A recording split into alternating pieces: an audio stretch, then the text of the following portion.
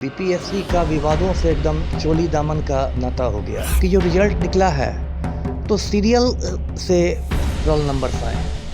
मतलब ये हुआ, मान लीजिए एक रोल 118 है तो दूसरा 119 है, तीसरा 120 है, चौथा 121, इस तरह से। जैसे कहीं सेटिंग की बू आ रही है। यदि बाकी लोक सेवा आयोग की परीक्षाओं से तुलना करें, जैसे राजस्थान लोक सेवा आयोग की परीक्षा होती है, उत्तर प्रदेश लोक सेवा आयोग की परीक्षा होती है, संघ लोक सेवा आयोग की परीक्षा होती है, ये जो कट ऑफ है ये बहुत अनयूजुअल है। पीएससी ने बीच में एक नया शगुफा छोड़ा कि जो रिजल्ट बनेगा वो परसेंटेज के आधार पर नहीं। नीतीश कुमार को इन गड़बड़ियों को ठीक नहीं करना चाहिए, सरकार को। पलटू राम जो है उनका तो एक सूत्री कार्यक्रम है कि किसी तरह मेरी कुर्सी बची रहे। जिस तरीके से कट ऑफ आया, छात्र काफी ज्यादा परेशान हो गए। जिस तरीके से उन्होंने तैयारी की थी और जो कट ऑफ को लेकर के उनके मन में द्वंद्व चल रहा था, जब रिजल्ट आया तो छात्रों में काफी मायूसी छा गई।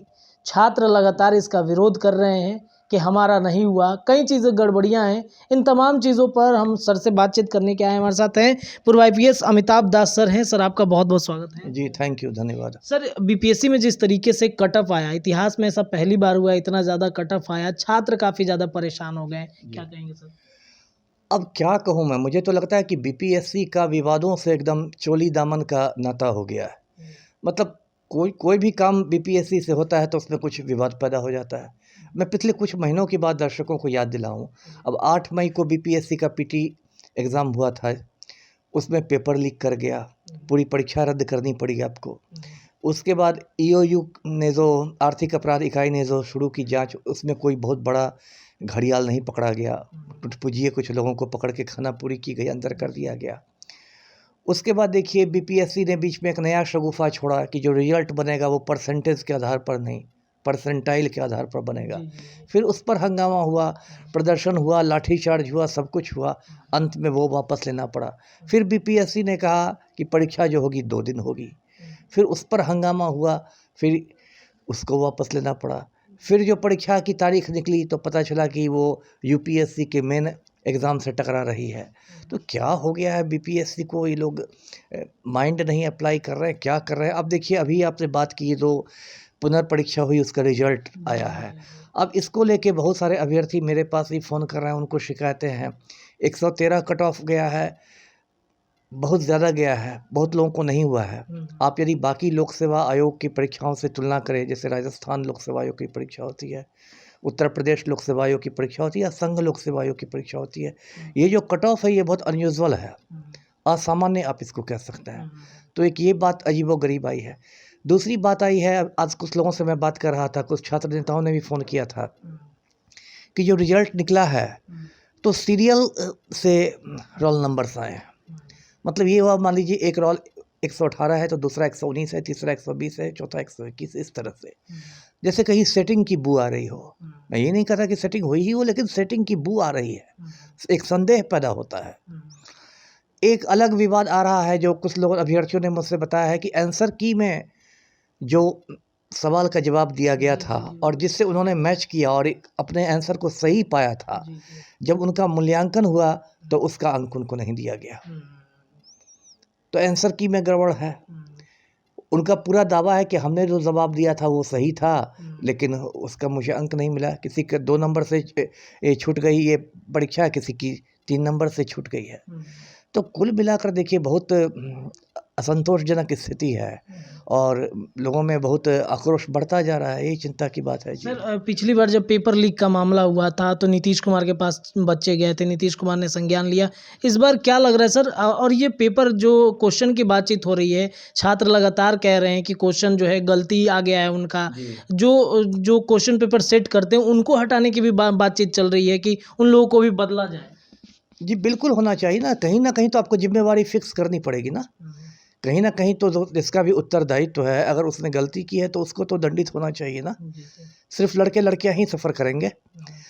तो आपके चैनल के माध्यम से मैं यही कहूँगा अभ्यर्थियों से, पहली बात तो ये कि जो भी विरोध करना है शांतिपूर्ण करना है, पीसफुल करना है। कुछ तोड़फोड़ और हिंसा की बात मैं नहीं करता। जो भी विरोध हो शांतिपूर्ण हो, कानून के दायरे में हो। दूसरी बात यह है कि वो लोग ठोस सबूत जुटाए, ठोस सबूत, क्योंकि कानून तो सबूत की खोज करता है ना। कानून में तो जबानी जमा खर्च कुछ होता नहीं है। ठोस सबूत जुटाएं और यदि उनके पास दम है उनके सबूत में, तो उनको अदालत का दरवाज़ा खटखटाना चाहिए, न्यायालय की शरण में जाना चाहिए। और न्यायालय को तो इतना अख्तियार है, पटना हाई कोर्ट को इतना अख्तियार है कि वो चाहे तो रिज़ल्ट पर रोक लगा सकता है, मुख्य परीक्षा होने के पहले रिज़ल्ट पर रोक लगा सकता है और इन सभी बिंदुओं की जांच के आदेश दे सकता है, जो होनी भी चाहिए मेरी समझ में, क्योंकि ये पूरी विश्वसनीयता का संकट है। जी सर, एक प्रश्न ये भी उठता है कि कई सारे छात्र जो हैं लगातार कमेंट कर रहे हैं हमारे यूट्यूब पे कि सर हम पढ़ाई करते हैं यहाँ पे दूर जा कर के, दिल्ली में रह कर के पढ़ाई करते हैं, परीक्षा देने आते हैं, सर हम हर बार बीपीएससी की गड़बड़ियों को लेकर के अगर अदालत का दरवाज़ा खटखटाएंगे, हम क्या पढ़ेंगे, किस तरीके से हम तैयारी करेंगे? क्या नीतीश कुमार को इन गड़बड़ियों को ठीक नहीं करना चाहिए, सरकार को इंटरफेयर नहीं अब करना मैं क्या कहूँ पलटू राम पर, मैं तो कह के ये हो गया हूँ। पलटू राम जो है उनका तो एक सूत्री कार्यक्रम है कि किसी तरह मेरी कुर्सी बची रहे, है ना। कुर्सी बचाने के लिए पिछले 17 साल से पलटी ही मार रहे हैं। उनको इससे क्या मतलब है कि बिहार में लड़के लड़कियों का भविष्य क्या हो रहा है? एकदम आपने वाजिब बात कही है। अब कोई लड़का दिल्ली में रहता है, एकदम मध्यम वर्गीय परिवार का लड़का है, उसका बाप जो है वो पेट काट के उसको पैसे भेज रहा है। वो लड़का पटना आता है तो रात में प्लेटफॉर्म पर गमछा बिछा के सोता है। हर लड़के के पास इतना पैसा नहीं कि मौर्य होटल में ठहर जाएगा, वो प्लेटफॉर्म पर गमछा बिछा के सो रहा है। आप उससे ये भी नहीं उम्मीद कर सकते कि वो तुरंत हाई कोर्ट चला जाएगा, आखिर वकील का भी खर्चा लगता है, केस लड़ने के लिए पैसे लगते हैं। तो ये तो बिल्कुल वाजिब बात है। लेकिन पलटू राम ने पूरे बिहार में ऐसी तहस नहस कर दी है व्यवस्था को कि बिल्कुल नई पीढ़ी में असंतोष पैदा होता जा रहा है। और ये पहली बार थोड़े हुआ है, ये तो आपको याद होगा, मैं दर्शकों को याद दिलाऊं, 5-6 साल पहले इसी बिहार में टॉपर घोटाला हुआ था। पॉलिटिकल साइंस में एक लड़की टॉप कर गई थी और उससे जब मीडिया वालों ने पूछा कि पॉलिटिकल साइंस में किस चीज़ की पढ़ाई होती है, तो उसने कहा कि पॉलिटिकल साइंस में खाना पकाना सिखाया जाता है। पूरे हिंदुस्तान में बिहार की फजीहत हुई थी। तो पलटू राम ने तो बिहार को बिल्कुल रसातल में पहुंचा दिया है और सिर्फ पलटी मार मार के अपनी कुर्सी बचाते हैं। तो ये तो पूरे बिहार की जो युवा पीढ़ी है उसका भविष्य अंधकारमय हो रहा है। सर क्या करना चाहिए आयोग को, क्योंकि इतनी बड़ी परीक्षा है बीपीएससी, कई छात्र तैयारी इसका करते हैं और इंतज़ार करते हैं कि आएगा, फिर हम मेंस देंगे, पीटी क्लियर करेंगे, तो क्या आयोग को करना चाहिए कार्रवाई की ताकि बच्चों का भविष्य बचा रहे? नहीं, आयोग को तो करना चाहिए कि एक तरह से आप कह सकते हैं कि जो भी शिकायतें मिल रही है उसका स्वतः संज्ञान लेना चाहिए, स्वतः संज्ञान लेना चाहिए और एक आंतरिक जांच करानी चाहिए। आयोग को अपने स्तर से जांच करानी चाहिए कि ये जो शिकायतें मिल रही हैं उसमें कितना दम है। और आयोग को एक स्पष्टीकरण जारी करना चाहिए समाचार पत्रों के माध्यम से।